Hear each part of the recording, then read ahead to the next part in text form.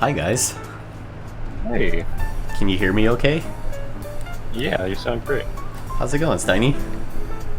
Going alright. I'm looking to see if I can join. I can't seem to find where to been a long time since I've done this. Okay, so it's under, if you click session and then click join, Mm-hmm. and then you copy and paste the little thing. Crap, I Yeah, really like your into- little character. He's cute. Into the filter or what?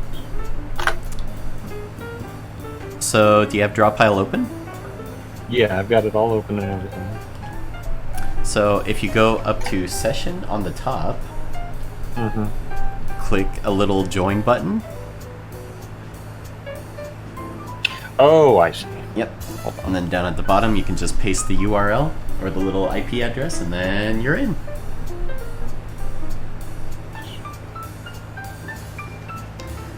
And we are also streaming, so I see. Yeah. no dicks, no butts, and no swastikas. That's the only rules. Yeah. I'm a Some- streamer as well, so I hear you on all that. Sometimes you gotta specify. I don't draw any of that anyway. I don't draw swastikas, but Everything else is fair game, except for when you're streaming. right, exactly. Twitch is a very Puritan Christian place. Who is chatting with you right now? We have Steiny, who is Hello. Is it the animated moon? I am the animated moon. The Yes. animated moon. So if you want to follow another awesome person, make sure to go check them out. Go check out their Twitch stream. Yeah. Actually, I have 3 more. And of course, I don't know why. I never know why, but I do not have pressure sensitivity. Always. Yeah, I had to Every restart, time. and that seemed to help. The first time I loaded it up, it didn't have pressure sensitivity either. I'm actually turning it off on purpose, because I want to kind of play with having no pressure. It's sort of fun to draw that way.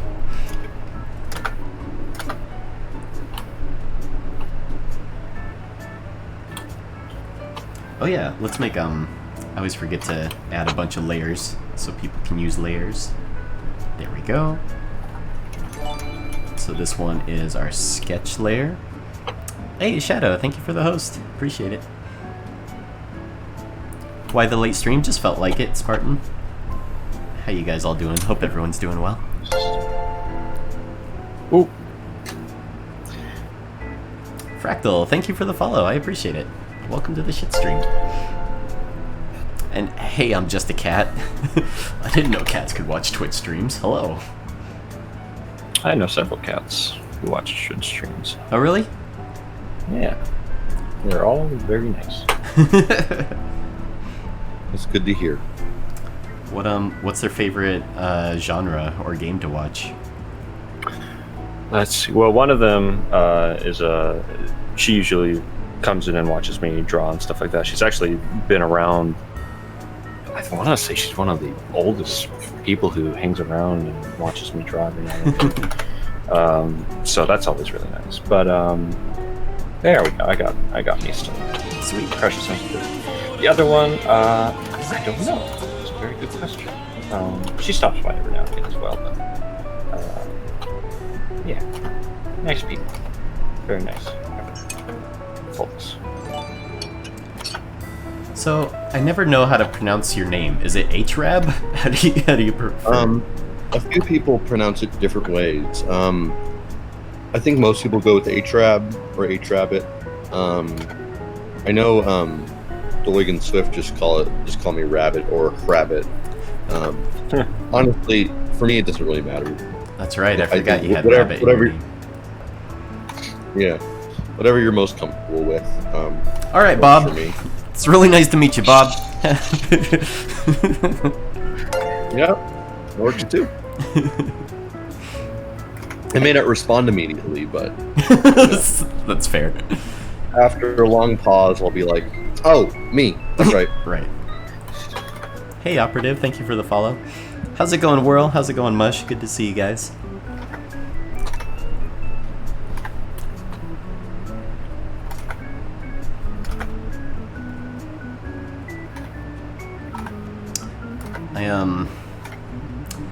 Yeah, I've been so busy with work that I've been kind of wanting to get back into streaming.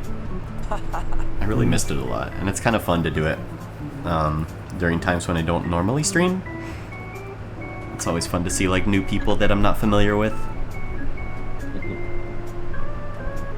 Yeah, I haven't streamed in a hot minute actually. What was the last thing you streamed? I want to say it was actually Journey, the game Journey. Oh, that game's usually really I do cool. art streams. Yeah. I've been getting into a habit of streaming more like really cool artsy games and stuff like that. I streamed Gris a little while ago and really enjoyed that. And so I decided I wanted to just. It was coming to PC, and I was like, you know what? I want to play this game. I think it's really cool. And so I was like, I'm gonna stream it. I actually did it with a friend of mine who knew the team that worked on the game, so she was kind of played along and commentated. Wow, that's cool. Along with me, and yeah, I learned a few things I didn't know about the game. That was actually really fun. Was it like behind the scenes kind of stuff? Yeah, a little bit. We kind of part of the reason I wanted to stream Journey in particular is I wanted to kind of chat about artistic journeys a little bit. We ended up getting quite distracted by the game just because it's so cool looking. But we talked a little bit about like the journeys and stuff like that we did, and she kind of had a little bit of kind of behind the scenes stuff regarding the game. There were some Easter eggs she knew about, and kind of the history behind the Easter eggs and stuff like that. So it was actually a really, really cool playthrough. That's awesome. That sounds really interesting, actually.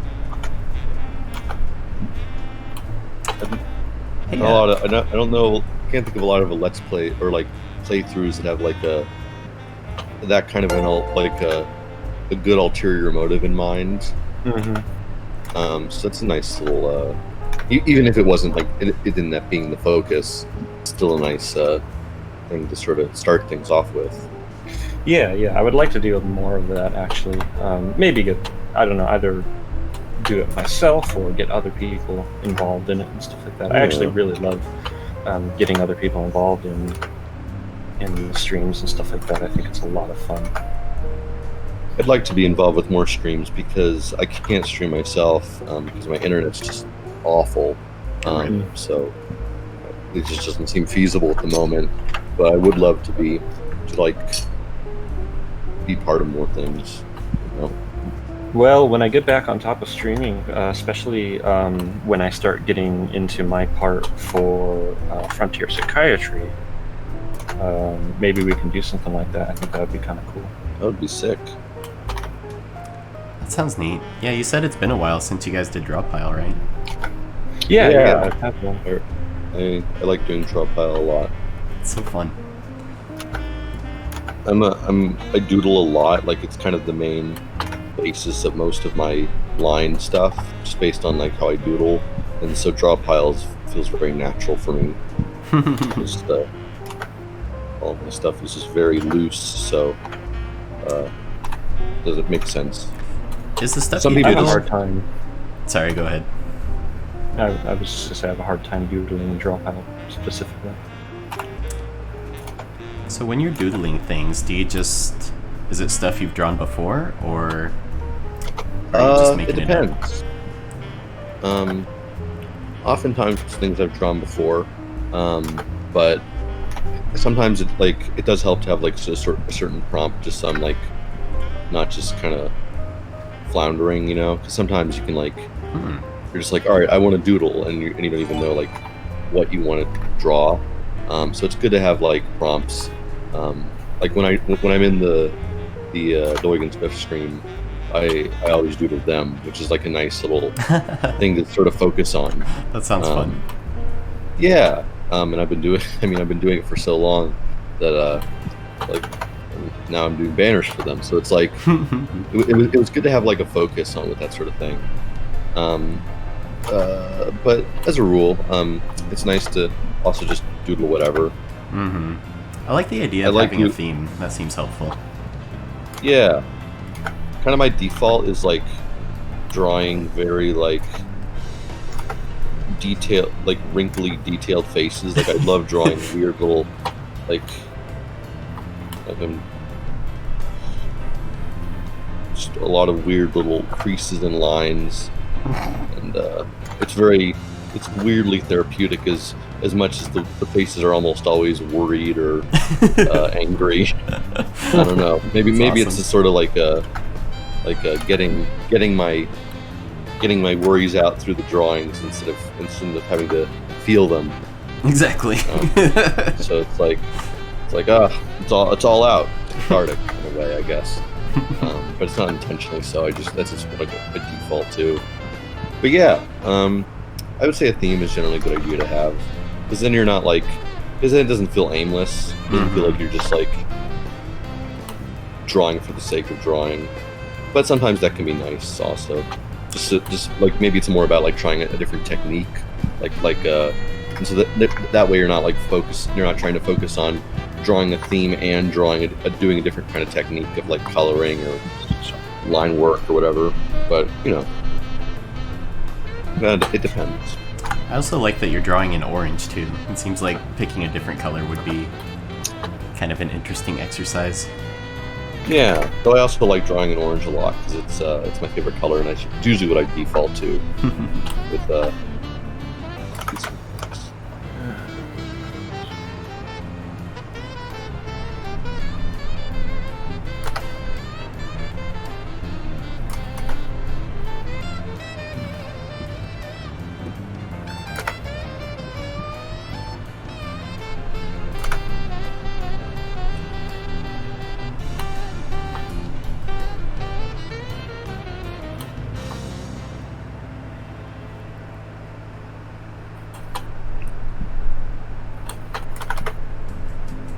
Yeah, I've been wanting to join the figure drawing sessions that you guys do on Saturdays sometimes. I've been doing them occasionally on Mondays as of late. Okay. Every now and again, people will jump in. I actually didn't do one this week. I really need to get back on top of it for myself. Yeah, it's been a while for me too. Ugh. I don't want to talk about it. Sore subject. It's always I've always struggled with keeping on top of figure drawings. The best I did was a summer class I took with figure drawing. That was basically what took me from being a terrible figure drawer to a not as I went from an F to a D. So it's Gotcha. I'm still not great, but I think that over time I've gotten better at pretending that I'm okay, just by stylization and focusing on other aspects that aren't the figure and the anatomy. And while it's decent enough, considering that I'm not, the areas I'm working towards are not specifically figure based. You don't need to be a master of figure drawing to do color design or viz dev or stuff like that. It's still good to know, and so eventually I will sort of try to get back on that horse, but it is a tough thing for me to kind of maintain. Yeah, I think stylization helps a lot with figure drawing. Definitely. Can be easy to get into the trap of trying to copy it one for one. Right. Mm-hmm. That's what I've been learning. Yeah. It does help that nowadays my style is so quick that I don't need to worry about getting too caught up in the construction of the figure, because that's one of the first things you have to kind of unlearn when you're drawing figures and getting those poses down, is that you don't want to worry too much about drawing the circles with the lines to sort of create a stick figure, because that way you're thinking of the figure too rigidly. So you have to just draw what you see, how does the figure flow? How does it the joints flow from one to the other? So if you're too caught up in trying to construct it thinking of it as a skeleton, it's going to end up looking too rigid and not fluid. That makes sense. Yeah. But while I say these things, I still get caught up in that sometimes. So For sure. It is something I need to get better at. Sometimes But, I wish I followed my own advice. Yeah. Do what I do as I say, not as I do.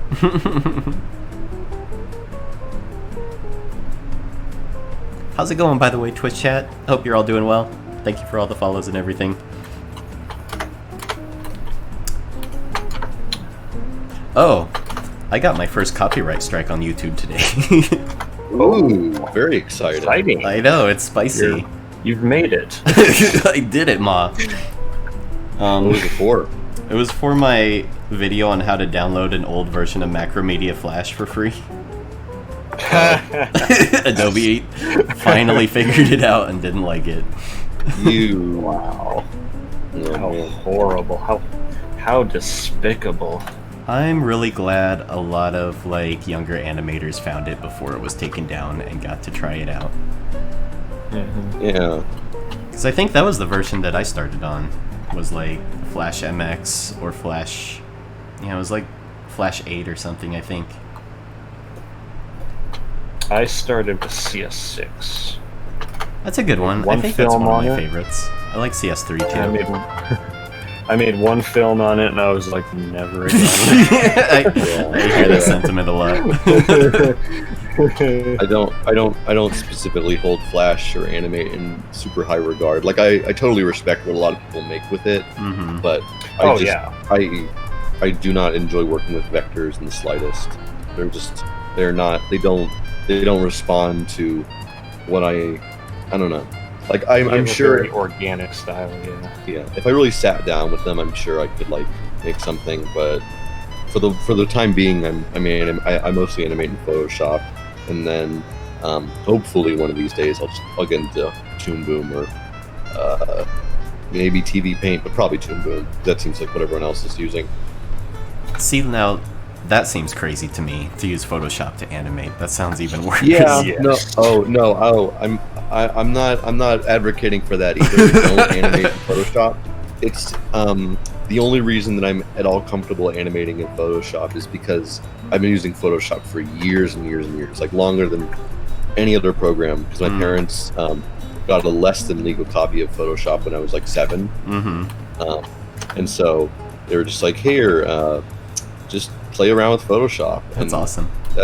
And that was like both very cool, but also a mistake because they sold my soul to Adobe at a very young age. Right. So now it's like I'm so used to the layout of Adobe products, which also includes After Effects now, that like it's very hard for me to. Yeah, I know. Steiny and I have already talked about this. Steiny's not a fan of After Effects. Yes. I love After Effects. Oh man, I've turned a corner on After Effects. I used to love it a lot. Really? Yeah, yeah, it's just a lot. I don't know. It's slow on my computer too, which doesn't help. that's fair. That's fair. But yeah, it's like I'm so used to the Adobe layout that like people are like, "Oh, you should use Clip Studio Paint." And I'm like, Right. I'm sure it's great, but it's like, I don't know. Like, and one of the things that I think that one of my few cases against switching over just me personally switching over to Clip Studio Paint is that like I'm also very much a graphic designer, and so I think Clip Studio Paint is so built for drawing that I feel as though Photoshop does have some things that I personally use, but I think for the average artist out there, I think just switch over to Clip Studio Paint. It seems like really great. So It's a very good program. yeah, I like it. it seems great. Like there's a few like optimization, like efficiency things that like, I wish Photoshop would add that, but they never will because they're terrible with updates. So yeah, I don't know. I really love using Photoshop and After Effects, but if anyone's like, I hate Adobe, I don't have a good argument against that. I think they're very, very weird. I definitely don't like any of their business practices, and I tolerate their software.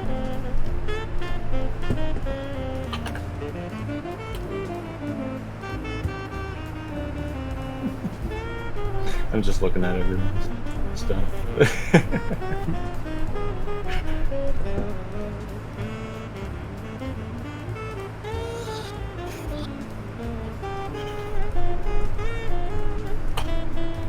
Oh, I remember GIMP. I could never get into GIMP. It felt like Photoshop, but upside Yeah. down.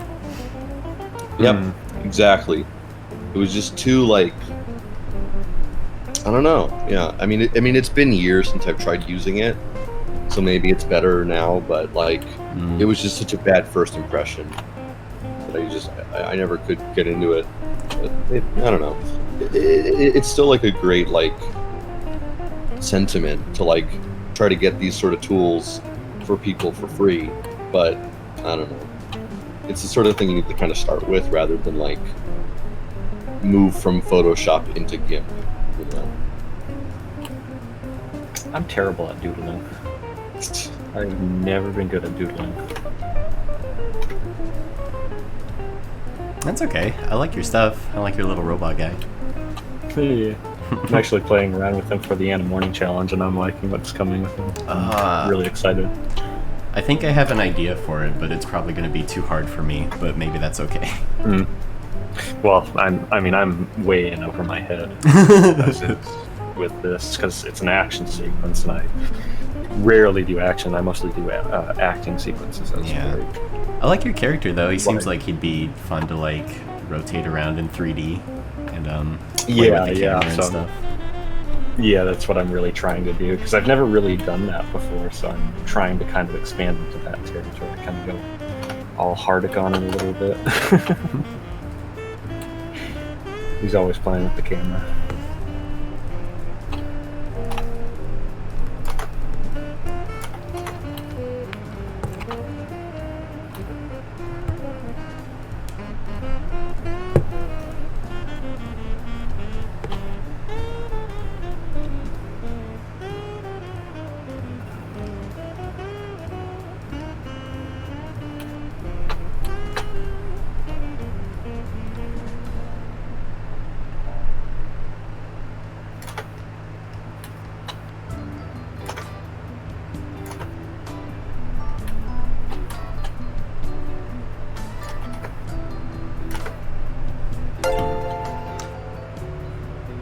Oh yeah, Donatello Boy. I did work on Has-Been Hotel. I did a couple shots for him. I swear, every single community that I'm in, which granted isn't very many, but every single one has at least one person who worked on Has-Been Hotel. Not more. It's a pretty big crew. I swear. Yeah, it's crazy. Just always, it's like, oh yeah, I'm working on Has-Been Hotel, and then I go over to them. Here's some stuff from Has-Been Hotel. It's so funny. I feel very lucky to have been a part of it. It's crazy how huge it got. Yeah. And are they just producing those episodes independently? I don't know how much I'm allowed to say. Ah, okay. Makes sense. But yeah, it's just the one pilot. Was the only thing that, as far as I know, was being worked on. And then, like, they've got the music videos and stuff, and, like, the Hell of a Boss thing.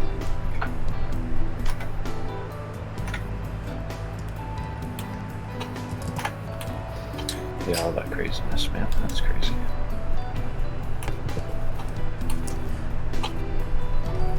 I would love to keep drawing, but my Bluetooth keyboard is freaking out. Ooh. I'm like stuck on the eyedropper tool, and I have been for the past 10 minutes, and I've been too embarrassed to say Oh god. Oh, so sorry. Nope. Yeah, Bluetooth is a fickle beast, unfortunately. It's my tablet has Bluetooth, and it's like a few times like my cable like doesn't connect properly. I'm like, all right, I don't want to have to restart my computer, so I'll just try using Bluetooth. And it's just such an immediate downgrade in every way. It's so stuttery and slow. Ugh, I hate it. I've got a CSGO tournament coming up. I don't know what I'm gonna do. The tournament's tomorrow. It's tomorrow. Sounds like the beginning of a great 80s campy kids film or something like that. I like how it's 80s, but it's CSGO tournament. It's the wizard for modern day. Yeah. Oh my. Oh gosh, no. I can see that happening. It's so bad. I'm sure someone will make it. It seems like the kind of movie someone would kickstart. Like, we're gonna make The Wizard, but for 2020. God, that sounds terrible, but it'd be so popular. Oh yeah. People love garbage nowadays. What do I want to draw?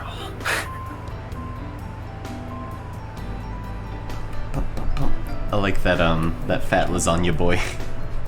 He looks very happy. Oh yeah.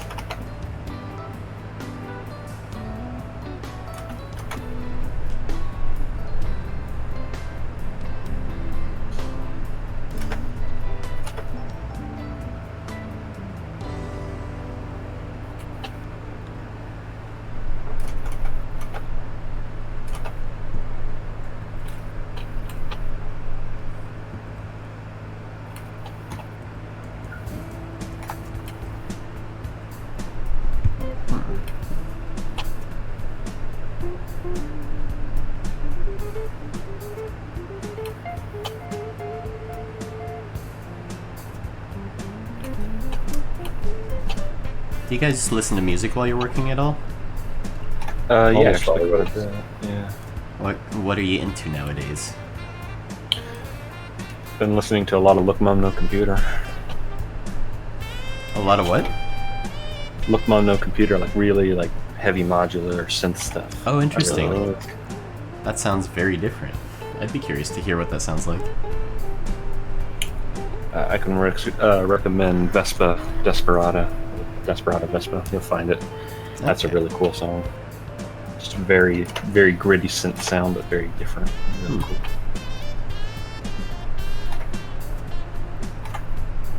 Because of the collab I'm doing, I've been listening to a lot of a genre that's called plunderphonics. Basically, the idea is that plunderphonics, it's a very small genre, but it's like the idea is it's music that's made entirely out of samples. There's not a whole lot of albums because it's such a like a hard genre to make because of copyright. You know, it's like you're sampling these things directly from other people's stuff. A lot of people are going to be contentious, but one of the best ones is the album "Since I Left You" by the Avalanches, which is the album that I'm doing the song "Frontier Psychiatrist" or "Reanimated" to. So, you know, listen to a lot of that, but I also listen to like a lot of jazz and rap stuff when I'm not listening to that. Have you ever heard of a group called Art of Noise, by chance? I have not. They were kind of, I don't know if they were the beginning of stuff like that, but they go back to, I think, like mid 80s, and they did a lot of like sampling stuff. Really different sound. It sounds really cool. So maybe you might dig them.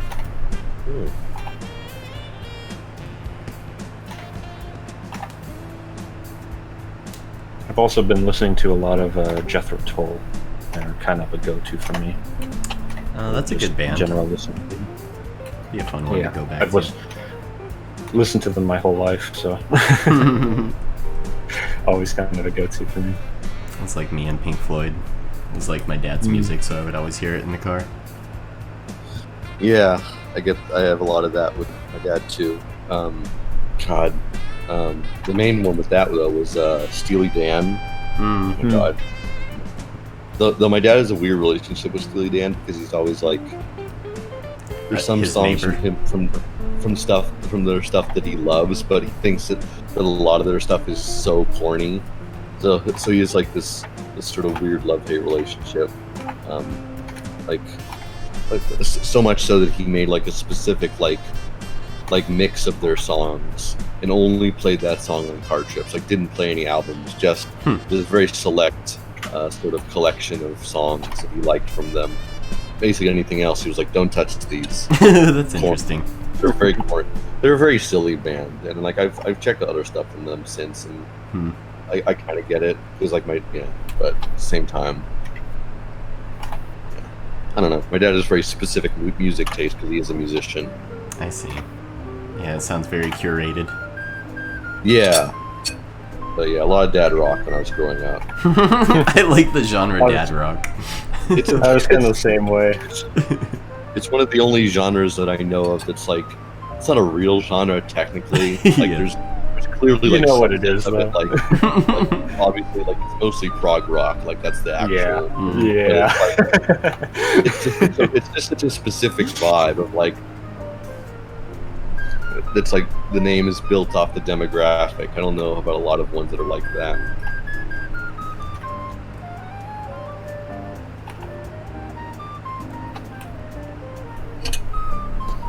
I got my pen to work, you guys. I pushed the shift button, and that seemed to do the trick. God, I it's prefer always the dad easiest jazz. answer. Dad Dad That's jazz. jazz. That's a genre. And now I love jazz, and so what's that like specifically? Dad jazz. It's like jazz, but it's like somebody in the background just being like, you know, one time I went down to the post office, looked for some stamps. It's like slam poetry. Dad slam poetry. Oh man. Oh man. These kids these Can you days, they don't know how good they have it. Man, could you imagine Hank Hill doing slam poetry? Only. That's something. I guess I don't know what dad jazz would be because there's a lot of different eras of jazz. Mm-hmm. I don't know if any era specifically feels dad adjacent. I don't know, like 70s fusion or something? I'm not Yeah, really sure. I guess I'm thinking about my dad. I know he would hate 70s fusion jazz, so I'm not sure. Well, I guess no, that's not true. I think he would hate more like smooth jazz, like 80s jazz. Yeah. Because like he likes music that's like a little more like has some tooth to it. Not like really washy. Like I don't mind smooth jazz, but like I've never listened to a smooth jazz track and been like, yeah, I'm gonna listen to this song again. That's fair. Almost counterintuitive to the point of smooth jazz. Yeah, that's true. But it is like, I don't know. I think there are some like ambient songs I would listen to again, even though they are kind of supposed to be like background stuff. But like I wouldn't listen to like a smooth jazz thing like again. I don't know. I listen to ambient stuff, but more like, again, like modular synth ambience, stuff like Home, or even a really good example actually is the soundtrack to No Man's Sky. I really like that album. I love game really soundtracks. good. I'll have to check that one out. And I like ambience too. It'd be cool to see. I think, you might really dig it. Love me some Eno, some Brian Eno. Any Brian Eno fans here? The only name I know. I mean, that's fair. But You know Eno?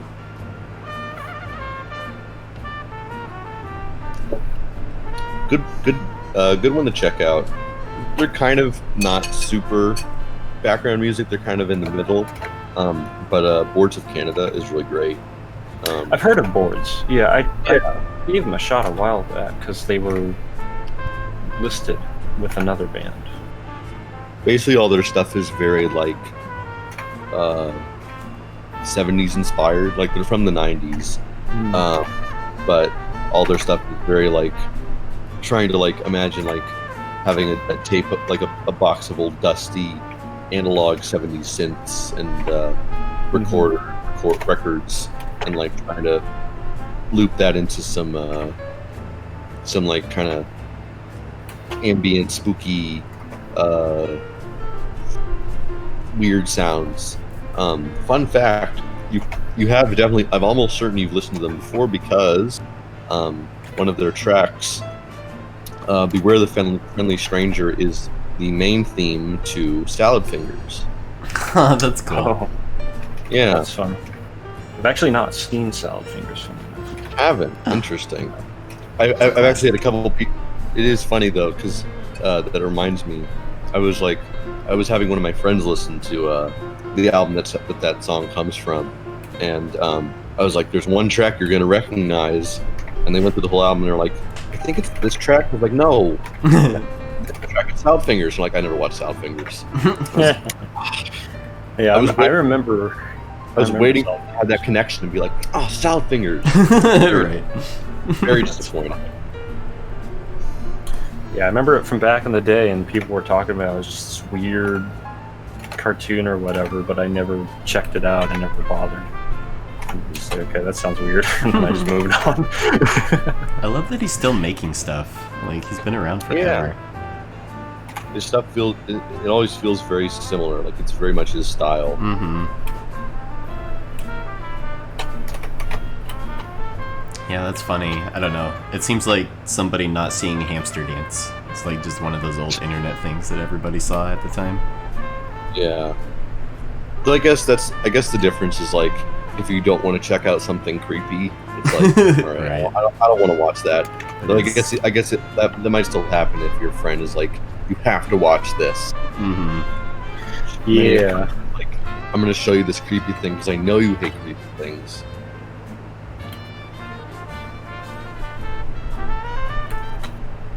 Actually, one thing I got into a while back as far as music goes is Game Boy music, done with LSDJ and whatnot. And I actually have been working to rebuild an old Game Boy of mine to be able to make music with it. It's actually been a lot of fun. That sounds very nice. I'd love to get into making music. Especially because my dad's a musician. I just like, I have this drive to, but like not. I have the drive to like think about it a lot, but not to like act on Actually it. commit. Yeah. It's Like- it's a lot to do, for sure. It's just it's a whole nother discipline to learn, and like I'm already busy on my other discipline. That's fair. Yeah. It's kind of all encompassing at the moment, and so like, there's only so many things I can kind of keep my brain trained on. What I use music for is kind of actually like a creative detox, if that makes sense, where like I spend all day, drawing and holding myself up to this, gotta get better kind of standard. But Right. music, I can just go off and be as creative and free as I want to, and none of it matters. And so that's kind of what I keep it as. Because For otherwise, me- everything else is Yeah. significant. Right. For me, that is absolutely my graphic design stuff. Like making, like one of my favorite things to do is to make.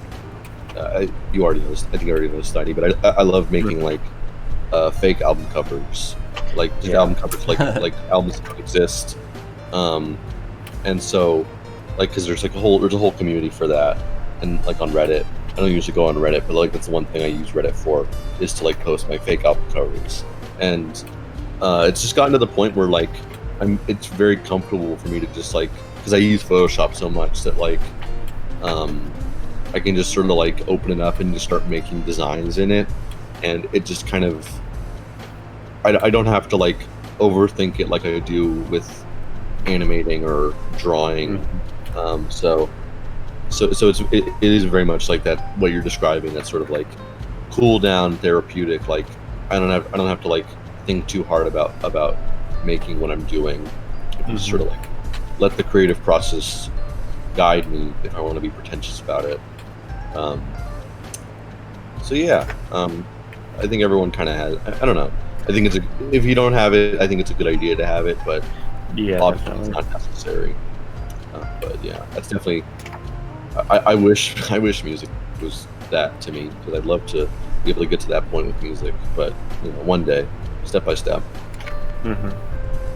It is funny. I see a lot of animators get into music, and I think it's because it's like, I don't know, it's like timing. They seem exactly. very related. Yeah, it really is. Actually, my history with music, I think, really helped me as far as gaining an understanding of timing. That was actually very useful when I started out. How do you syncopate things? It's like I like editing a lot though, and I feel like maybe that's that'll be how I get into music making. It's like I love timing things out. Yeah, you might dig like more like MIDI stuff if you like that kind of sort of tracking and cutting and pasting kind of deal and stuff. That's like true, like playing with Fruity Loops or something. Yeah, Yeah. or programming your own rhythms and whatnot. It's There's not a lots bad of ways to do notion. that.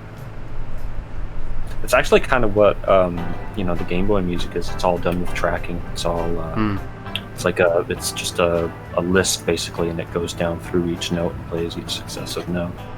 Right. Very streamlined, very straightforward. Takes a long time to do, but it's fairly fun. It's actually a lot of fun. I remember really liking the Music Maker on Game Boy Camera. It was kind of that way. Yeah.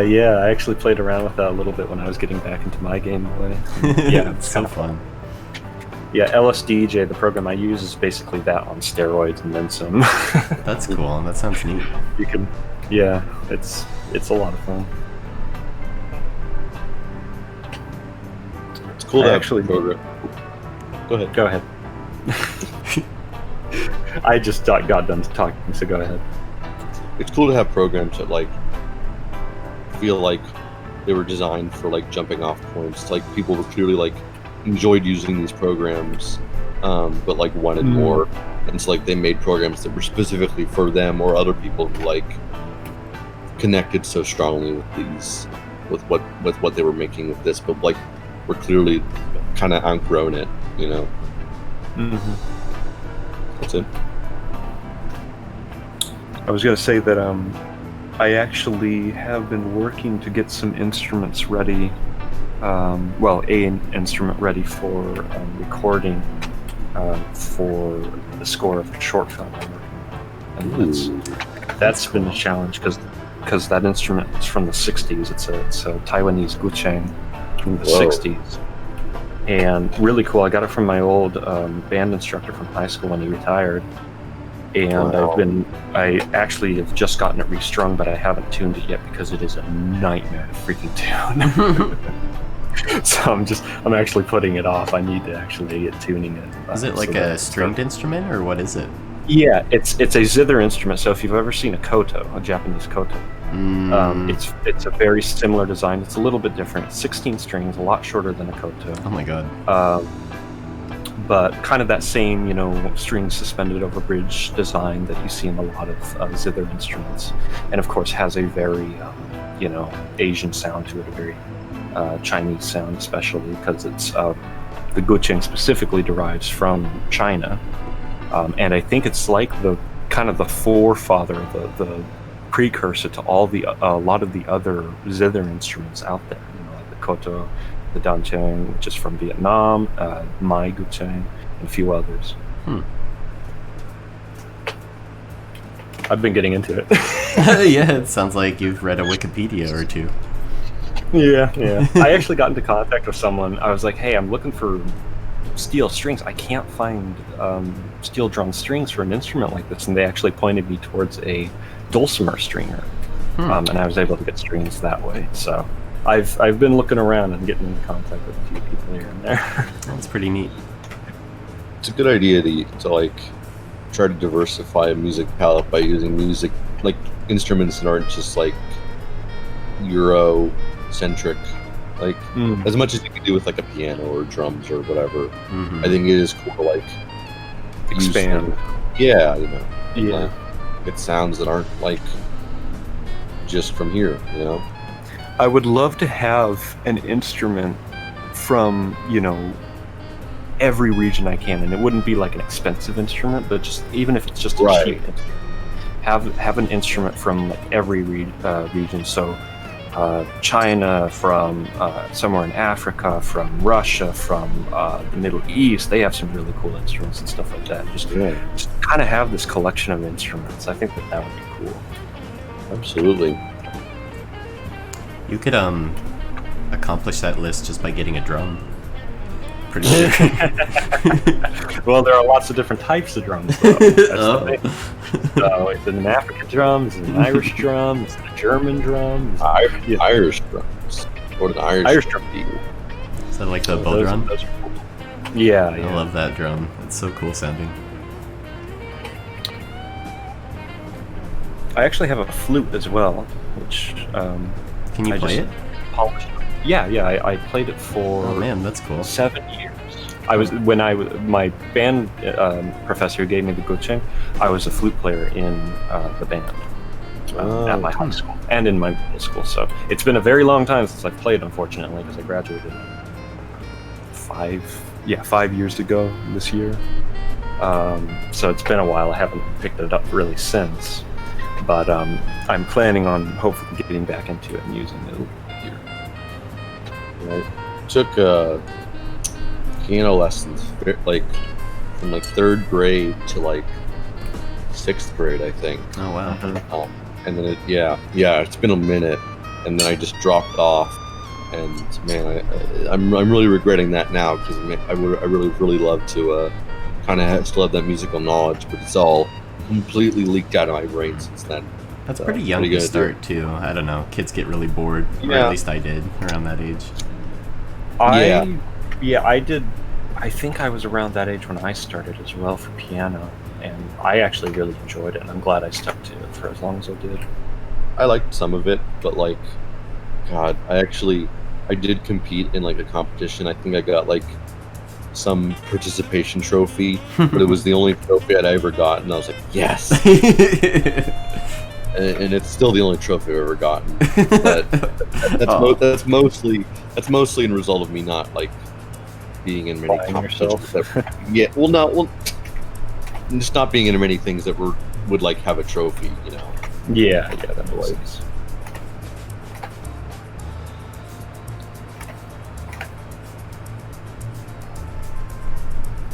Yeah, I did piano. I've technically been playing piano for 15 years now, 14 years. Wow.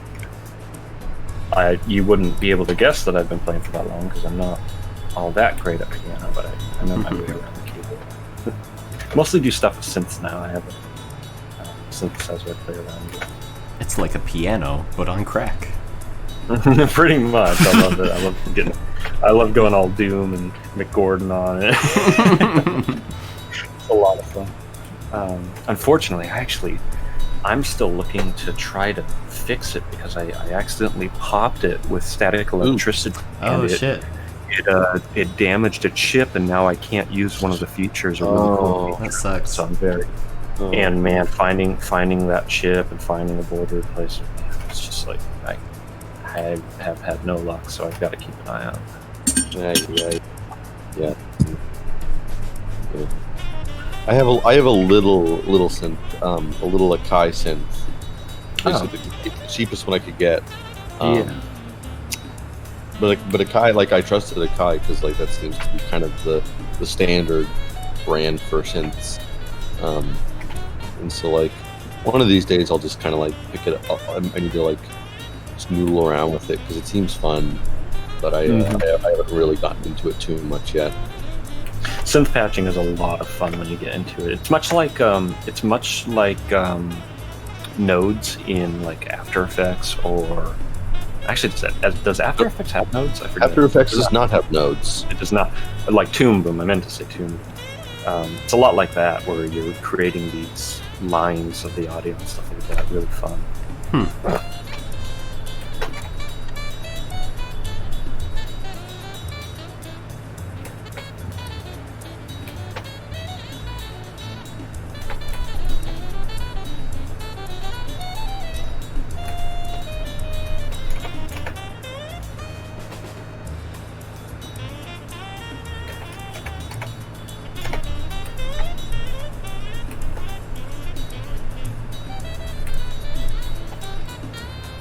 Hey, good night, Shadow. Have a good night. Do you have any musical hidden talents there, Jesse? We'll see you, great. I play banjo. I love you. Ooh, that's pretty cool. It's a fun one. It's really fun. I actually brought it up. I am embarrassed to play it in front of people though. Oh. I could play a little bit if you guys wanted to hear. Heck yeah, that sounds really cool. Okay. Yeah, I was taking lessons like right before quarantine hit, So Oh, that's a shame. it's bad timing. Can still work on it though. Yeah, it gives me free time to work on my 2 lessons. So yeah, hold on, let me grab it.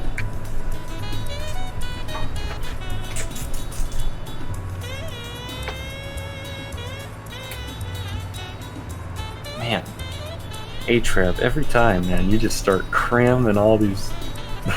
Yeah, I needed to make sure that I wasn't like taking up the whole board, so I just started filling in the blanks. I draw too fast.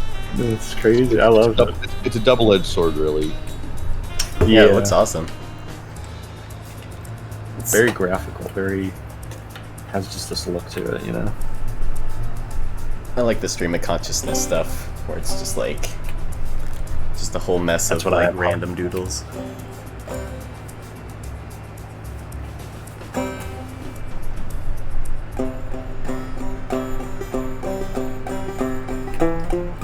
Cool.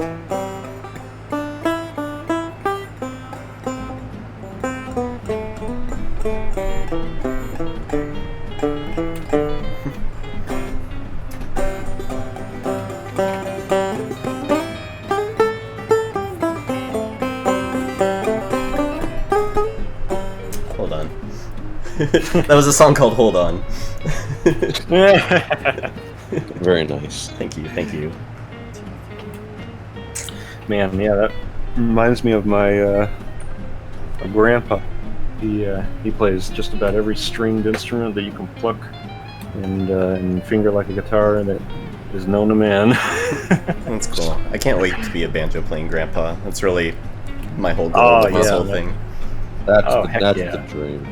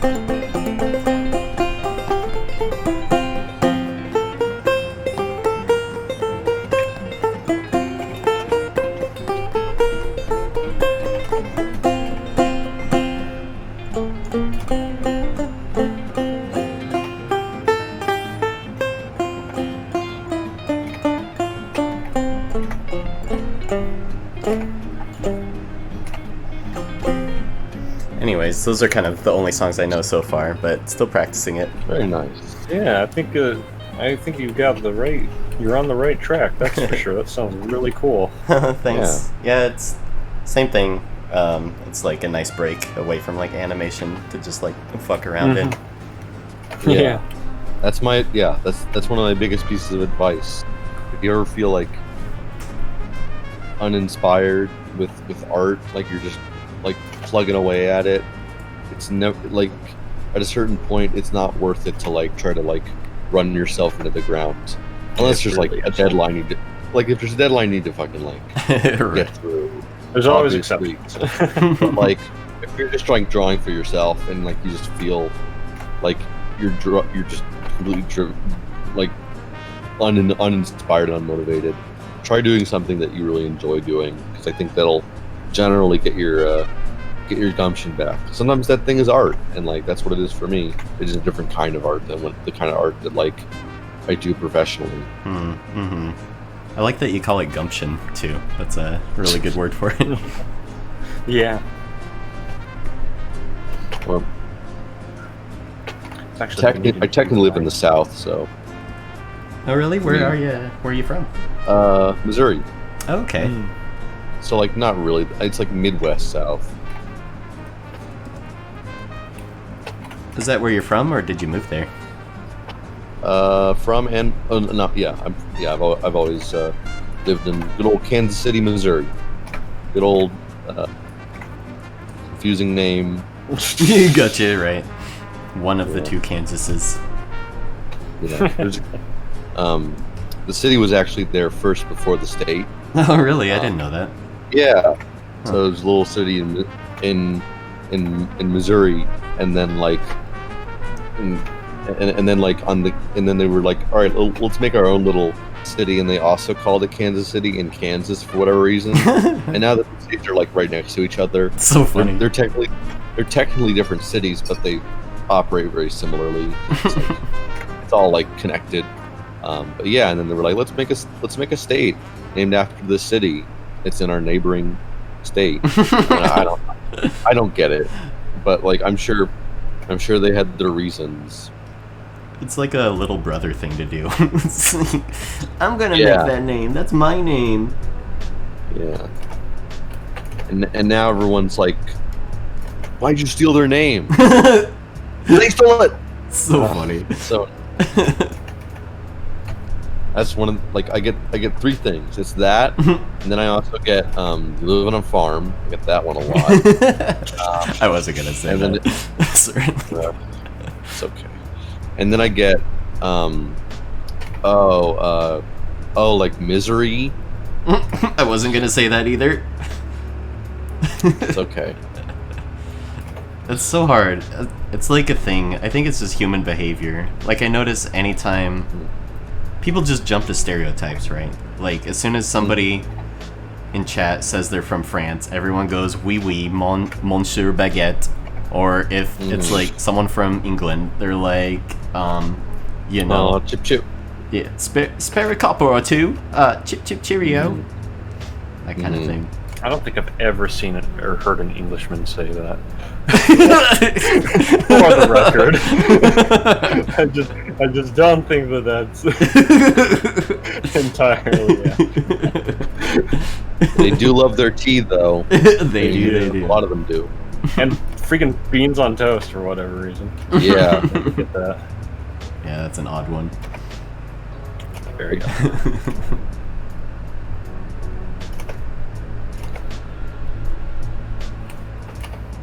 Still want to try an English breakfast. As weird as it looks, it's still something I want to try. What makes up an English breakfast? There's beans, there's sausage, sometimes blood sausage, there's, is it No. brown sauce? I don't know. There's like a brown sauce or something that they put on things. I think it's It literally just sounds like called you're brown describing sauce. like. It sounds like you're describing cafeteria food. It kind of looks that way. Like, I've seen it Like, you done get, like- fancy, but it kind of is just Yeah. cafeteria plate food.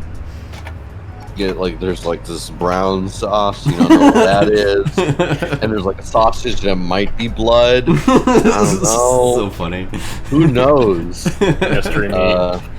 It's a whole plate of mystery.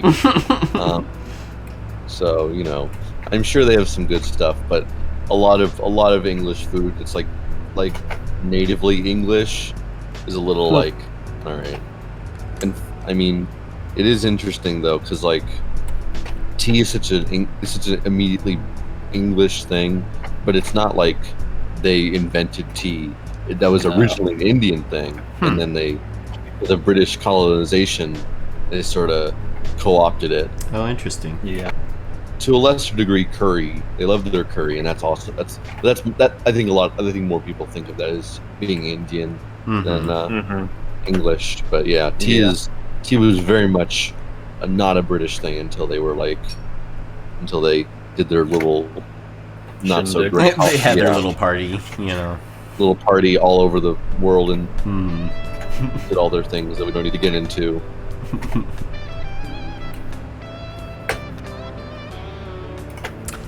Oh, Mitchie says they have roasted tomatoes also.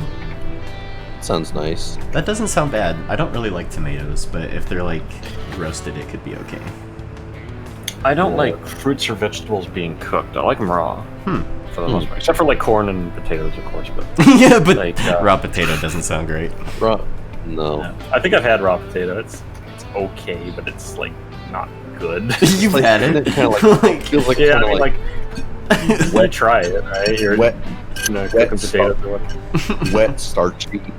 Like, yeah. I love corn though. Big corn fan.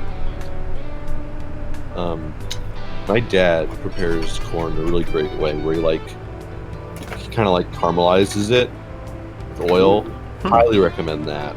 I love the taste of corn anyway, but like if you really want to get good corn, just cook it in some oil, and that'll like really boost the flavor, because it gets a little crunchy, but like not like. So yeah, highly recommend caramelizing your corn, but not caramel corn. That's different. Right. Don't get it twisted. Don't serve your pork chops with caramel corn. Don't do that. I don't know. That sounds kind of okay. It'd be all right, but for the sake of my little tutorial here, it doesn't provide any recipes or steps. Don't do that. That sounds really good. Maybe that's the reason I don't really like corn, is just the only kind I've had growing up was in a can or like frozen. Yeah. Corn on the Well, cob, I mean, like actual proper corn on the cob's really good. I mean, you can prepare. There's a right and a wrong way to prepare frozen corn. It's like you have to like be diligent about it, so it doesn't end up mushy. Mushy corn is like where it starts to go rotten. Like creamed corn is fucking gross. Yeah. I don't like creamed corn. It's like you have to make sure that the corn is kind of crunchy and like has some life to it. Like don't cook it to death. But yeah, love corn, love peas, love.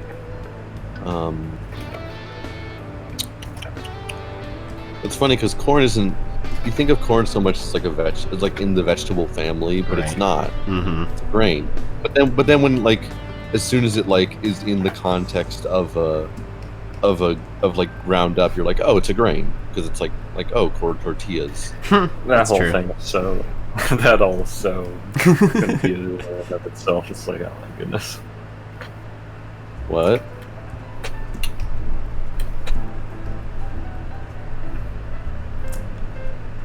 Trying to think. I like I think my favorite vegetable is Brussels sprouts. I love Brussels sprouts. Huh. Interesting. Not a common pick. It's so good. I think I like they can spinach. definitely. Spinach is nice. Not canned spinach. Canned spinach is No. horrendous. I've never had an canned. affront to mankind. I didn't even know it came in a can. Well, yeah, you've never seen Popeye? Well, yeah. There you go. That's what it looks like. It's all like this. It's all stringy and stuff like that. But boy, it does not make you feel like you have soup. That's for sure. Just makes you Popeye kind of is- sad and like you don't want it Yeah. anymore. It makes it just feel like you're. Ugh. Popeye is like one of the most like successful advertising campaigns for any like lifestyle choice I've ever seen. Like I've never seen something like make people like so connected with something. Like it was something so gross, like you said, like canned spinach is disgusting. We Mhm. always Oh, get yeah. fresh spinach, but it's like Hmm. it's like even then, it's just like the thought of spinach is like I always associate it with Popeye. Mm-hmm. It's very weird. So funny. Yeah, it is really funny when you think about it. Yeah, I don't think even like Sonic with chili dogs is as popular. Like it definitely No, sounds like not Popeyes. by no means. Definitely. So I don't think unless you're like a big Sonic fan and whatnot, you really don't think of when you think chili dogs. You don't necessarily just go straight to Sonic. Yeah. No. Both of these last two examples do have restaurants with their names, though. Yeah, That's they funny. do. Neither of them have to do with. Nope. Neither of them are associated. It's just a weird sort of like half coincidence, half inspiration. That's Like, really But weird. they're not like endorsed or anything. It's just sort of like that's called Popeyes and Sonic. Sort of the way things are, way of the world.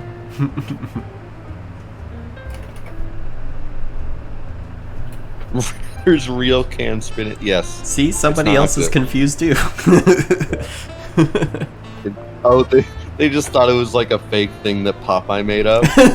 Maybe. It's a real thing. It tastes like it makes sense that a sailor would want to eat it because it tastes like it came out of the sea. That's true. It's like maritime spinach. Like they literally just pulled it out like it was like seaweed or something and just stuck it in the can. It does kind of look like seaweed. It's salty and yeah, most things from a can are not great. Beans are fine. Like I can't think of any other way to get beans. Canned soup is fine. How about But, like, Spam? I love Spam. I've never had Spam. Oh, it's so good. Never had Spam, but it doesn't look promising. Appetizing. If you fry it, it's Yeah. really good. Like fried Spam sandwiches. Ugh. It's so I'm yummy. sure. It's one of those things where like I'm sure it's good, but it's just like the presentation is not like a good first like interview. Nope. I 100% agree with you. But yeah, like there's canned bread. It's like, What? I don't want that. Oh yeah, there is canned bread. What are you talking about? It is SpongeBob very got it si- right. very silly. It's very silly. It's just a can, and you open it up, and it's just a bread that's like conformed to the shape of the can. And my friend was like, we were just talking about this tonight, and my friend was like, "It looks good," and I'm like, "It doesn't look good. You're wrong." I don't see how anyone could be like, "Yeah, I want this can of bread." It's so weird. So funny. You know, you gotta take your bread on the go sometimes. Like, I could see the appeal. I could see the appeal, but it's like, it's the sort of thing where it's like if I had to like choose and like even not even if I had to choose, if I just like was given the option like to eat or not, like I'd rather not. I'll wait. I can wait for other food. Do they have different flavors? Like, is there sourdough or wheat flavor? I have I no have that. clue. Ugh. My word and shit.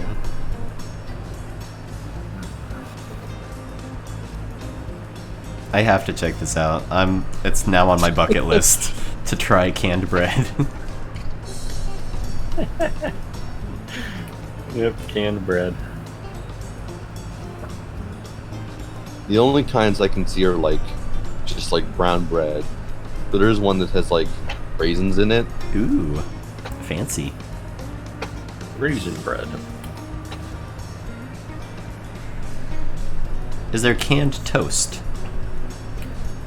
I mean, imagine just shove the tube bread into the toaster. It's such a funny mental image. Just smack it with the mallet, get it in there. That won't start a fire.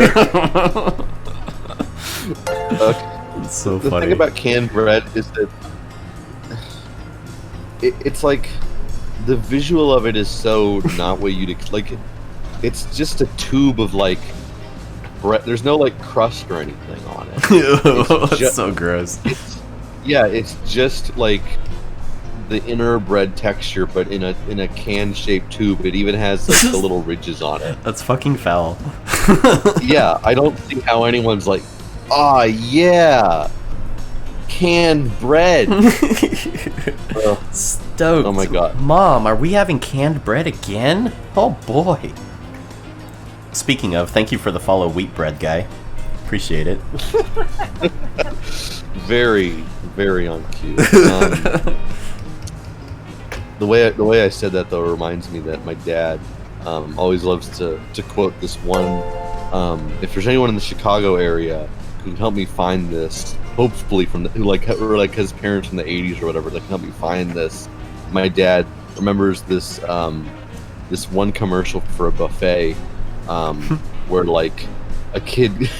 I don't think he remembers anything else from it, but he just remembers that this kid goes, "Oh boy, corn," and like, but like in the most like dry way, like, "Oh boy, corn," and like says it all the time, but he doesn't know like where, like what the buffet was. It's probably hasn't aired for decades upon decades because it was like the 80s or 70s or whatever. So it's just like, I want to see it so badly, but what can you do? That sounds really funny.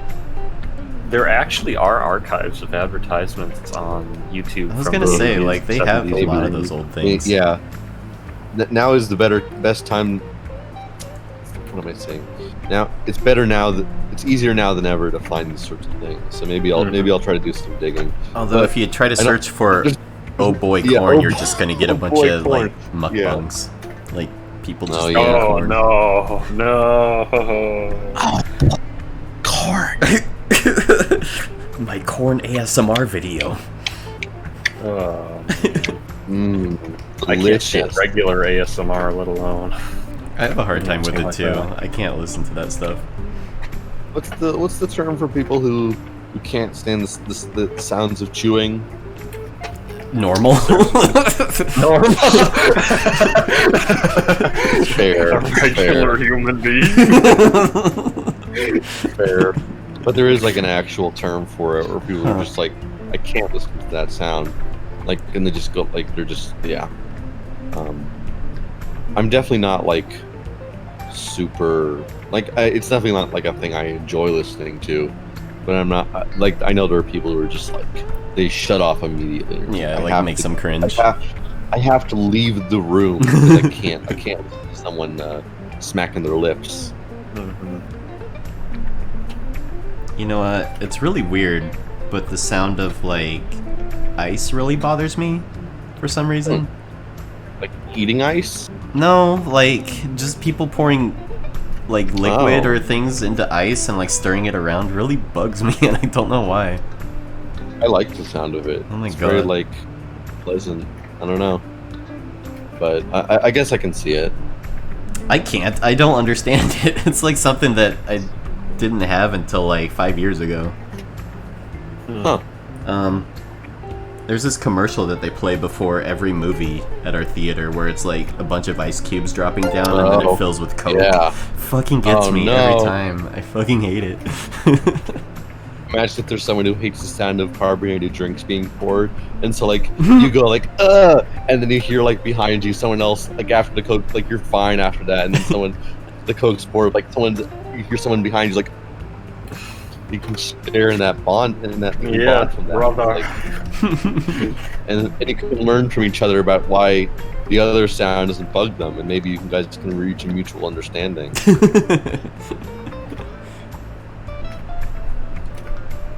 Yeah, it's a weird thing. I had a friend that couldn't stand the sound of blue jeans rubbing. Like if you were rubbing your fingernails on your blue jeans, he'd hate it.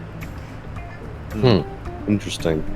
Yeah, that stuff's Some weird. people just have like these noise triggers, yeah. Mhm. I mean, the one for me is like it's kind of obvious because it's wired to be that way, but like the default like iPhone alarms are like whenever those play in movies, Oh yeah. my fucking skin crawls. Like, it's just like I have to like shut my brain off and hope to God that the scene ends, or that they pick up their damn phone before like I lose my mind, because it's just so like hardwired into your brain for it to be Oh. like because when you're usually listening to that sound, it's when you're deep in sleep, and that sound just like digs into your subconscious and tears your soul out and thrusts you into the real world, and you're like, ugh. And so like just to hear it in a normal scenario, it's so like disconcerting, That makes because sense. it's like, I'm already awake, what do you want? So you know, it's like, yeah, it just really gets under my skin. I become irrationally angry when I hear the Skype phone call sound. That's just because I hate Skype. Well, thank God. I mean, do you have to use it anymore? Like for any No. other thing? That's good. It's been years. Discord saved us all. It feels like Skype has been split between Discord and Zoom. Like Yeah, really. like Zoom is for like all the professional stuff, for like people who just were like use Skype normally, like normal people, and then for all the artists and weirdos, Discord was perfect because it's like, oh, we can actually make communities here instead of just and send messages instead of it just being one long thread. Yeah. Sometimes I forget just how awful Skype was to use, and how like Discord's not perfect, but it's like it is very usable.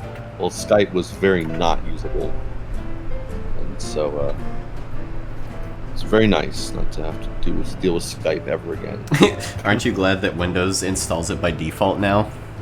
God, what the fuck was that about? Started on Windows. Oh my gosh, I could go on for a while. I thought I was rid of that fucking horrible atrocity. You love Skype, guys. Come on.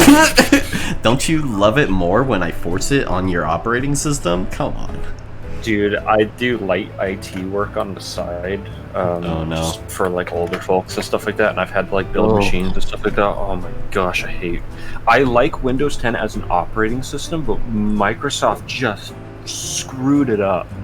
It's actually really disappointing because actually, like, if you look at kind of the architecture of Windows 10, it's pretty efficient. It's all right, but all the Candy Crush crap that comes pre-installed. I know.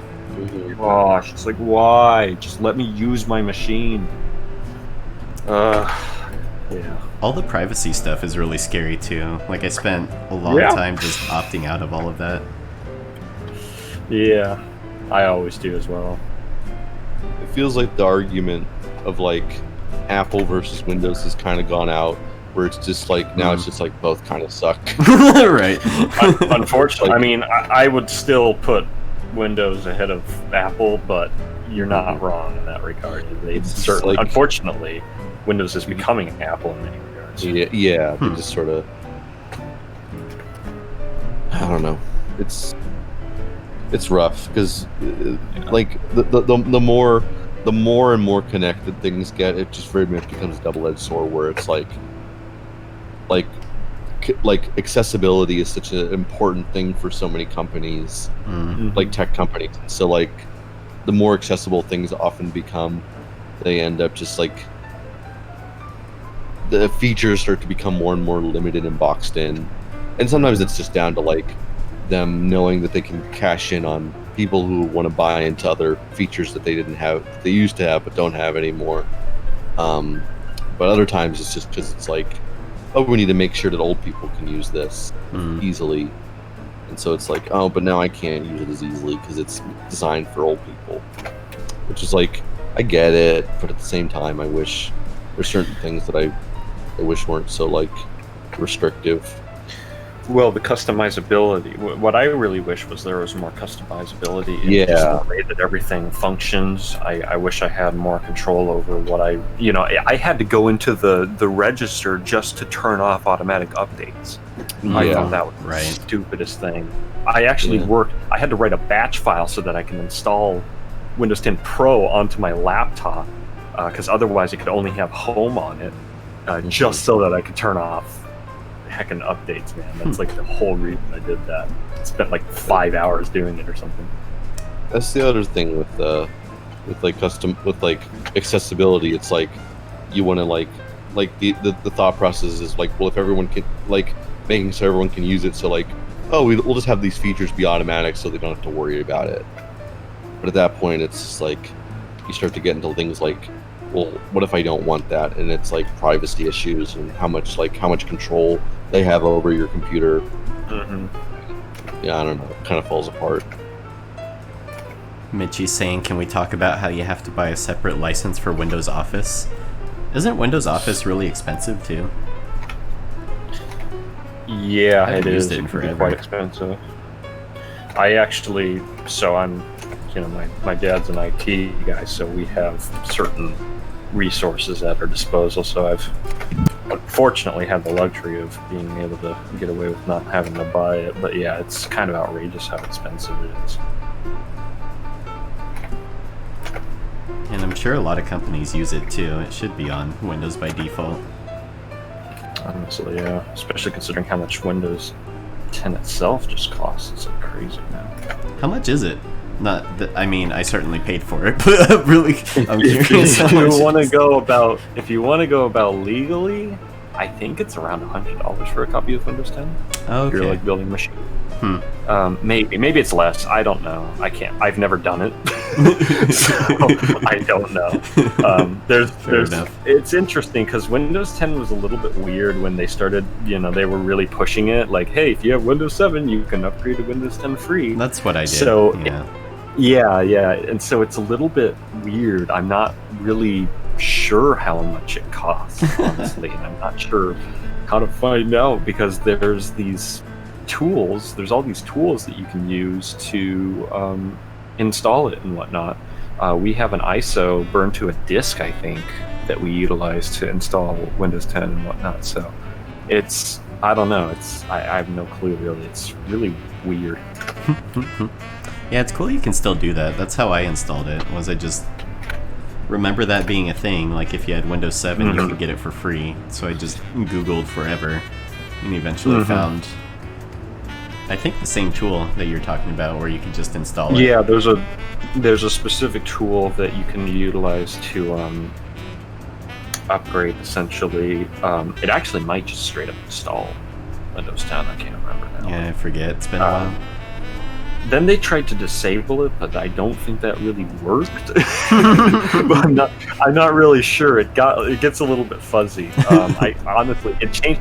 We had to change when we were working on computers. We had to change the way that we installed Windows 10 like 3 or 4 or 5 times because it kept on shifting. The target kept on moving. So we had to figure out new ways to like get around things and whatnot for people and whatnot. But we eventually. Pretty sure we figured it out. I don't really remember. Oh, what's up, Kevin? We're in the stream chat if you want to hang out. Yo! It's also late, I'm sure. Yeah, we're just hanging out, doing some Drawpile.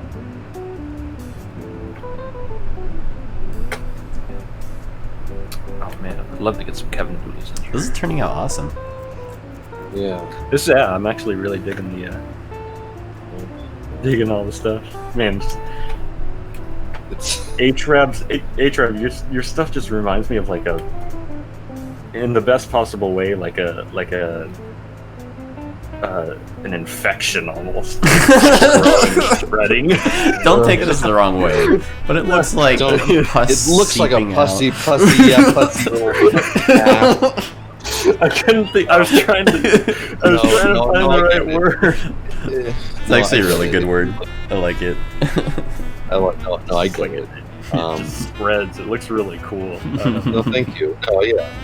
I mean, I definitely wanted to make sure that it was sort of very close together. So because I knew that if I was just like threw caution to the wind and started drawing everywhere, that it would just like be way too pervasive. So I'm trying to keep it a little contained.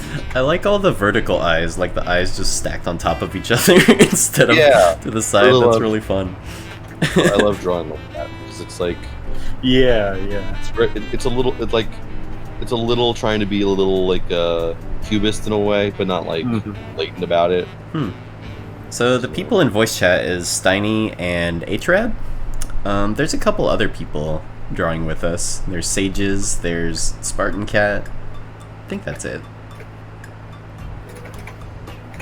Kevin says he's gonna have a hard time not drawing dicks or butts, which is very understandable. Yeah, that sounds like Kevin. Just draw muscles.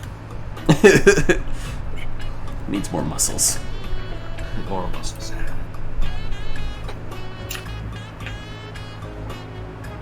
Man, I have the hardest time. If I don't have a goal, like I have the hardest time just doodling. Yeah, I like that theme suggestion. I think I'm gonna have to think about that in the future, next time I'm doodling. It definitely helps. Mm-hmm. I just draw monsters, I guess. Ooh, monsters is a good idea.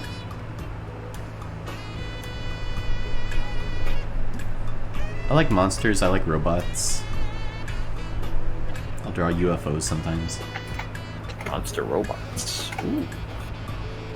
Robot Monster. Oh man, I don't know if you've ever heard of Robot Monster. Oh, I'm well aware of Robot. What is Robot I Monster? bet you know about. I'm that kind of guy. Yeah. You are. You look like a Robot Monster fan. You son of a bitch. Oh, this sounds interesting. So basically, the long and short of it is, it's a B-class movie from the 50s, I believe. Oh, Yeah. wow. And it has the single most terrifying entity you've ever seen Ugh. that can be bought with about $5 out of your pocket. I'm currently drawing him. Okay, It's yeah. great. It's basically a gorilla suit, wanna see. but they didn't have the head, so they used a diving helmet with rabbit ear antennas. And it looks amazing. Yeah. It's just some of those guys use makeup. You just cover the whole body with the whole sort of affair. It's very sort of perfect. It's like kind of the perfect B movie monster, in my opinion. Yeah, I actually have a character inspired by that design. It's kind of fun in a way because it's like the Very way fun. it works with like proportions of like the tiny little spaceman head and the giant gorilla body. It feels like a Scooby-Doo villain in a way. Yeah, that's a good way to put it. It's great. I love it. Did you ever watch Angry Beavers? No, that I was did not. Oh, okay. I know what it is, but like I never watched it. So they'd always have these cutaway segments on the TV where they're watching like movies like that, where it's like black and white and really badly acted horror movies. They were really funny. It just reminds me of that. Yeah. Well, the way I know about it is through Mystery Science Theater 3000. Oh yeah. I don't know if you've heard of it. Yeah, I love that show. Same. Really good background noise too. Yeah, they are. My brother actually, who also does art, he'll associate his art with Mystery Science Theater 3000 depending on which ones he's watching while he's drawing. That's funny.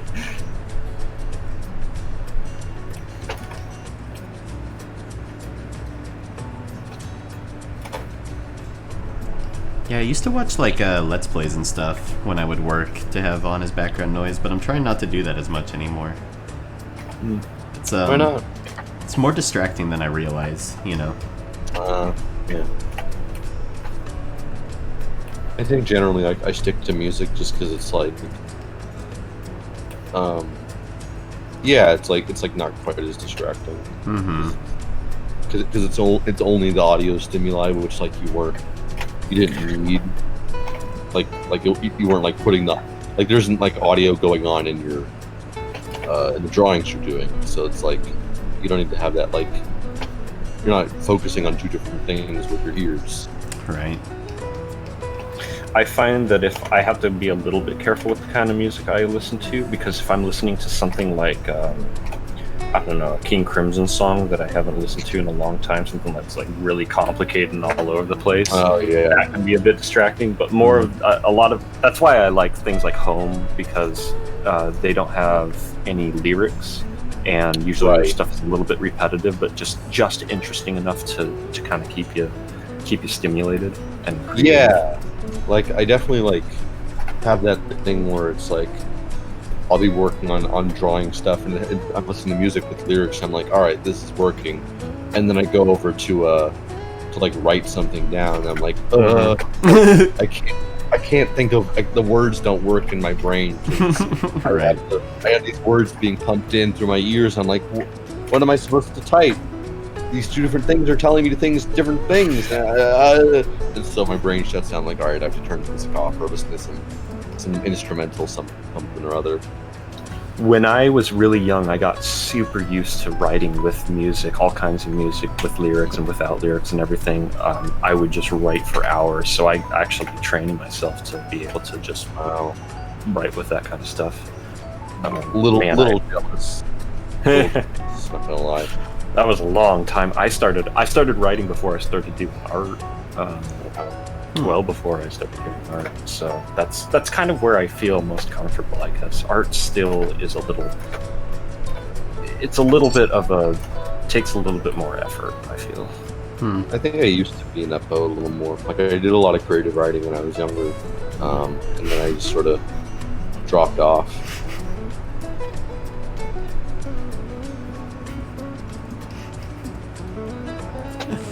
Kevin's drawing's amazing. What, is he in here? Yeah, I think he's... What was his name? Bungus Wiener Sock or something? What was his name? That sounds like I should have guessed. I have to look. Where is it at? It's at the top. Where's the chat? The crab thing? Yeah, Bungus Wiener Sock.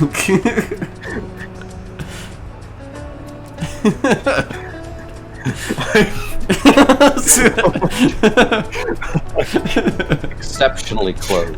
Thank God. Oh, We found me. It's like a Where's Waldo? It was a good disguise, that name, but I don't know, something about it. I kind of guessed, but I didn't want to say anything. I'll be right back. Okay.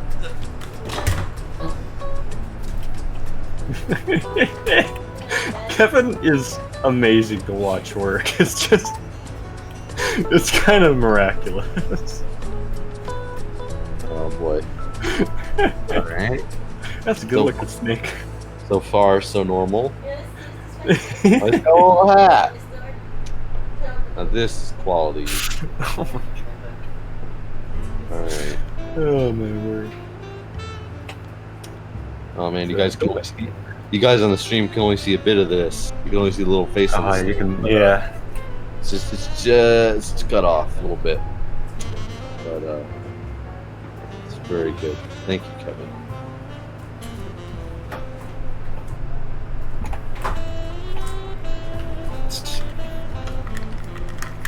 Okay, I'm back. I like the sign. We also drew a little snake. I was wondering what to write on there.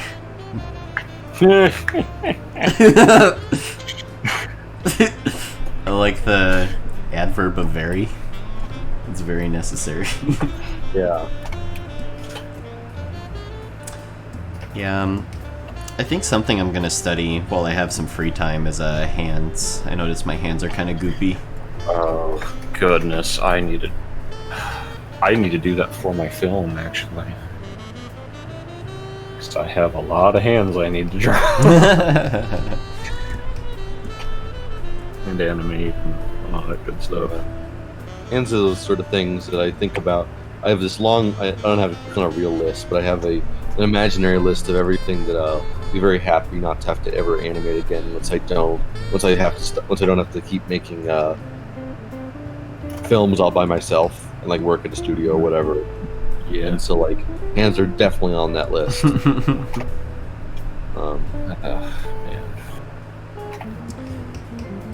Yeah, I don't know. I think they can be fun. It's just they're a little out of Yeah. my grasp, so they're not to that point yet. When I was drawing my little Monster Girl Fall piece several years back, the character, the Keeper, who's this big tree dude, he had really fun hands to draw because they weren't... You could basically do anything with them. They weren't super complicated or anything like that. Mm-hmm. And they were really fun to animate because they had this kind of spindly design and whatnot. You could just really get away with a lot with them, and so it was actually a lot of fun to animate the hands in that piece. Huh. Yeah. I'd love to get better at hands. One of the things that did help me though was that one of my characters just has like a giant hand. Right. So that's sort of a crash course, but in a way, it also like kind of like makes me draw hands in a very specific way that like works for that character, but maybe not so much for a regular character with regular sized hands. Interesting. But you know, it's still helped a lot. Yeah, I bet that character's very hand focused. Yeah. Yeah, I used to draw hands as kind of like little explosions, like at the end of a stick. Yeah. It works fine for cartoons, but if you're trying to do anything more than that, you know, it's good to know what the structure of them is. Yeah.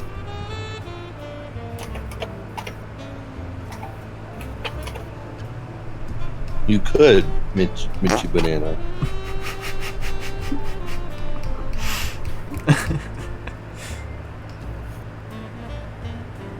Certainly could. Thank you. Call a character toothsome if they have some big teeth.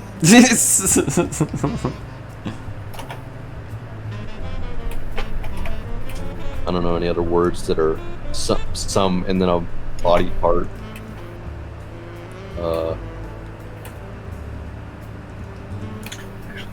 This is kind of a weird drawing here.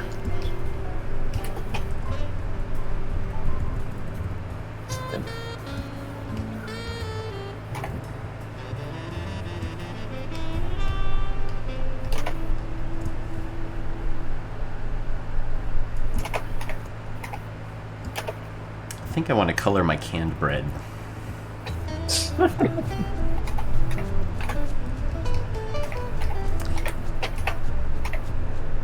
This has been fun, guys. Thanks for hanging out and drawing with me. It's been really fun. Yeah, of course. Yeah. Like I said before, I missed Drawpile. Yeah, missed Drawpile, so it's good to get back on that horse. Me too. Eat that horse. Just Did you fill say my eat that horse? Yeah. Hey, hey. To what? To Dragon Ball Z abridged. Oh, okay. It's a reference to me eating a horse. Don't you get it? Yeah. Just riding to the desert, and my horse, I had to put my horse down because it was too exhausted. I cut it apart and ate it. Isn't that a funny meme? Don't you like my meme? It's a very specific just me meme.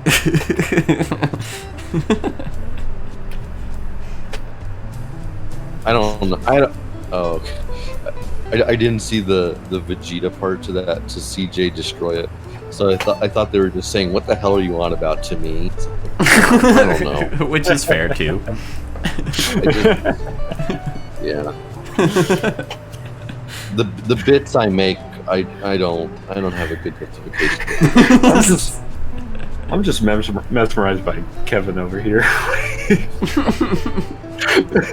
I like how he said one doodle. He's like, okay, one. Yeah, you get we one. are currently at 4. I don't know how to count. 4 numbers. 4.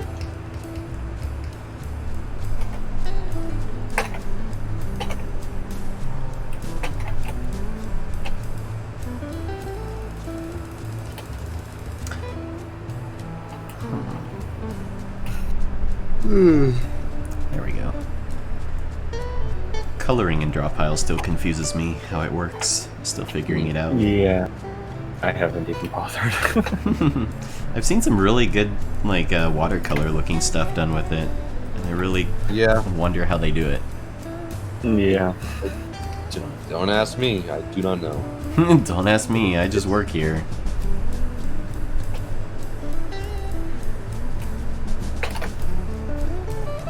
So yeah, new life goal, find some canned bread and try it out. I'm glad I could inspire you by my utter distaste of it as a concept. I haven't tried it yet, but it sure doesn't look good. I always like trying weird things, like chicken feet was really fun to try, and now it's like one of my favorite foods. Kevin, how does your freaking brain work?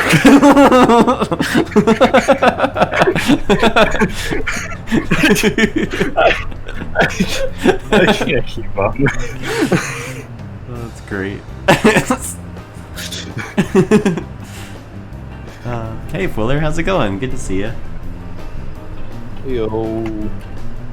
Yes, we are video gamers. We're video game players. I've played one or two of those. Played a game or two. It's been a while. Actually, it has been. Never mind. I don't play a lot of games. Oh, and Soy Socks, how's it going? It's been a while. Good to see you, Sawyer. Yeah, It's I think fun, after man. I'm done coloring my canned bread, I'm probably gonna call it a stream because it's getting late here. All right. Ooh, I'm a car now. Yeah, it's a good call because I've resorted to just shading in my drawings now because I know that if I don't want to expand anymore and take up people's space. I've already done enough of that already. I don't know what to draw. I've drawn some weird stuff. I've drawn some funny stuff. It's kind of how these draw piles go. You just go until like there's no more resources left. Yeah. Just like Age of Whether Empires. whether those resources be space or inspiration, sanity, inspiration, Right. you know, all or one or all of the above. Mental faculties. Mhm.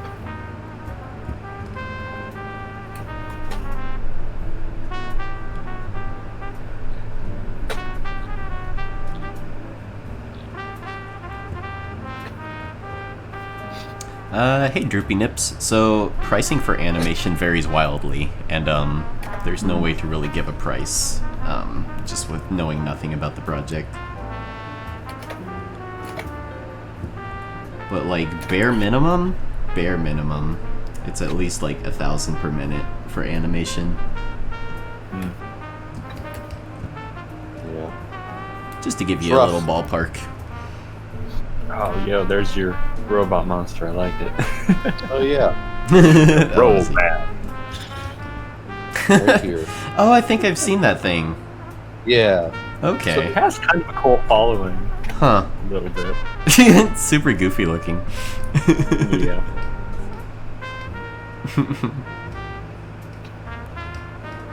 I like your stuff, Saini. It's very nightmarish.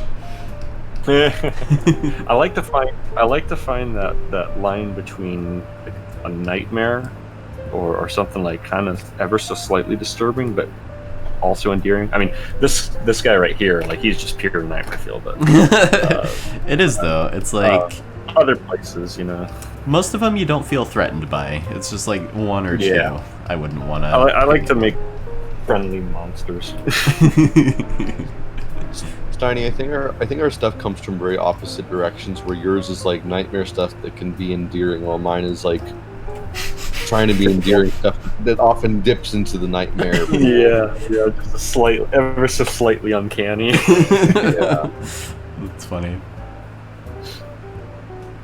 Yeah.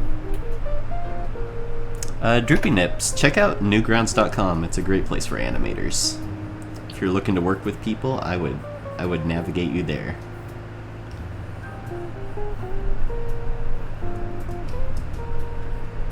Actually, one of the reasons I didn't care for Flash back on the day was because I didn't want to do more of the Newground style. And you can get away from that with Flash, but it's a little bit challenging, I found. Especially for a young animator back when I was using it. And so I really wanted to try to get away from that. The day that I learned that Clip Studio Paint had animation software, that was a good day. Clip Studio is pretty fun to animate in. I've only done it like once or twice, but it was really fun. I've done it I've done most of my stuff in it so far, and I have to say, I'm never looking back. That's great. That's for the best. Probably. Just love that Adobe too much.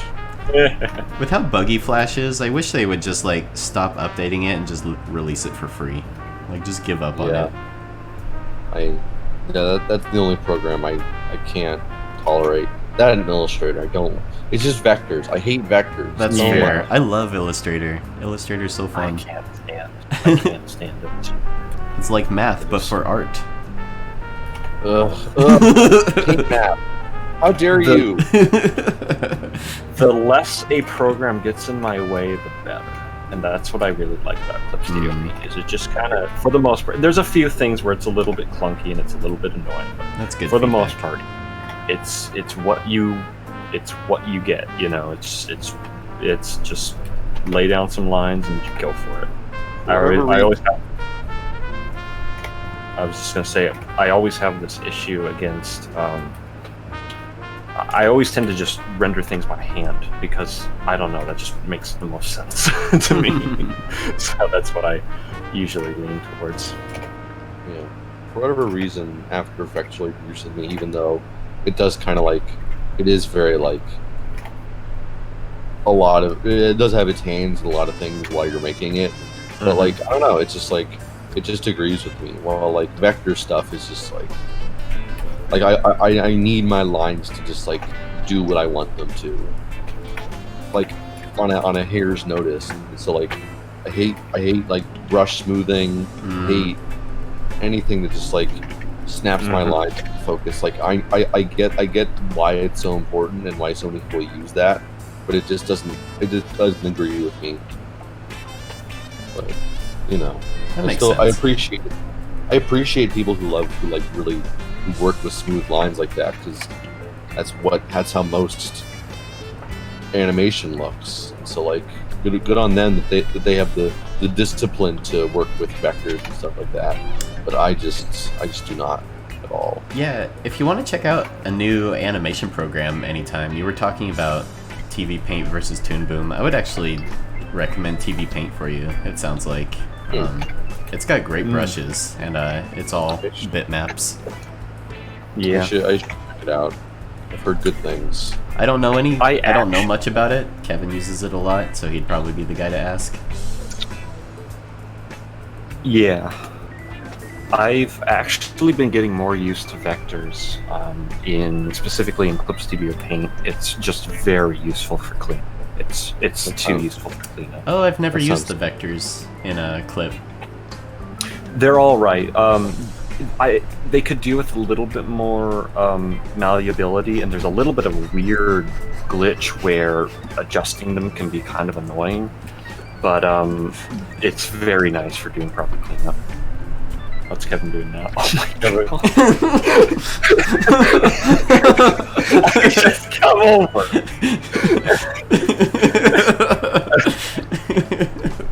Big old fan. Oh my god. Alright guys, I gotta take off. It's my bedtime. I gotta get up early in the morning. But I'll leave the No draw worries. pile on. I won't close it. I'll leave it on while I'm getting ready for bed and Probably stuff. gonna wrap up pretty soon. But yeah.